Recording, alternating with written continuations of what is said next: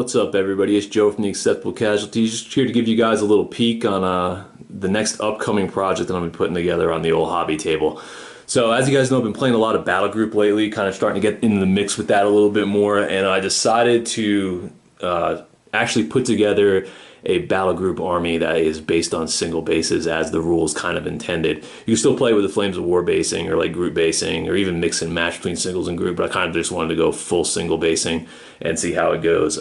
Piers Brand over at Play Soldier Company and Iron Fist Publishing, they sent me over a couple boxes of the British Paratroopers. So I ended up taking those, and I figured I went out and I was going to get the, I bought some single MDF bases in different sizes to get group teams on there and single teams, as you guys can see. Like here's some of the single ref teams. This is 15 mil as well.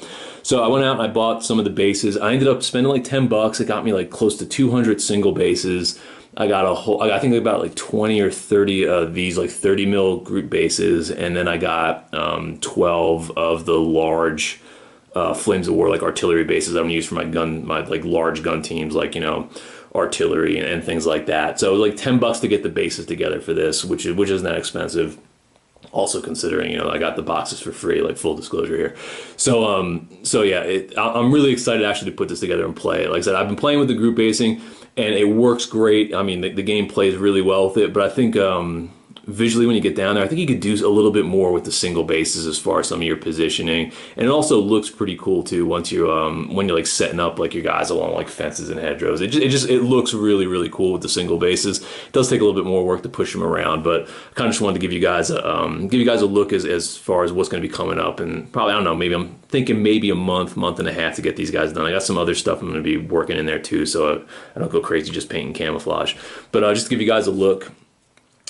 Here's like a Bren team down here, so 2 guys on a base for this to go with that platoon. I also have extra Bren gunners as well over here on the single base, so you can mix them in there. Sometimes it's nice to have mixed bases inside the platoon just for allocating wounds, or, you know, just to make life a little bit easier for moving.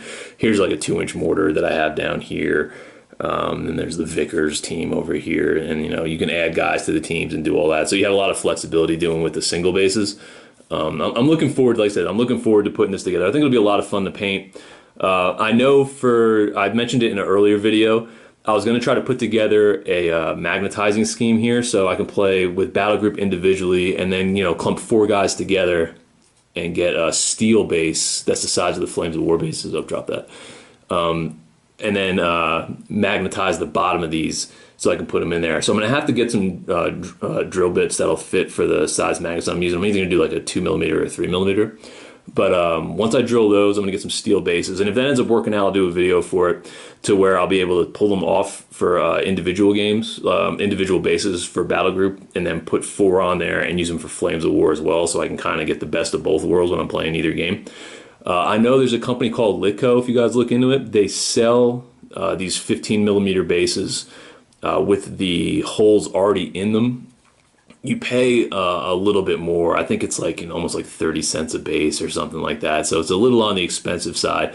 But as I said, if you don't have access to it, like, you know, a drill, or you don't want to put the work in or do anything like that, it's a way to do it. And you can, you know, for like 40 bucks, maybe somewhere in that range, you'll be able to get all the single MDF bases, like 30 or 40 bucks, single MDF bases and all that other stuff, enough to do a full army and then do the multi-basing for both games. So just something to throw out there. Like I said, if I end up doing it and it's successful, I'll make a video for that and show you guys. But if not, then yeah, you'll probably never hear of it again.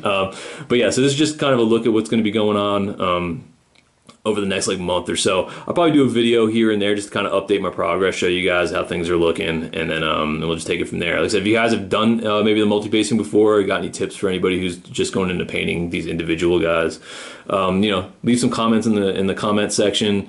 Send me a message, let me know so I can maybe dodge some of those pitfalls. But like I said, thanks for watching, like, subscribe, all that jazz, and I'll catch you guys later.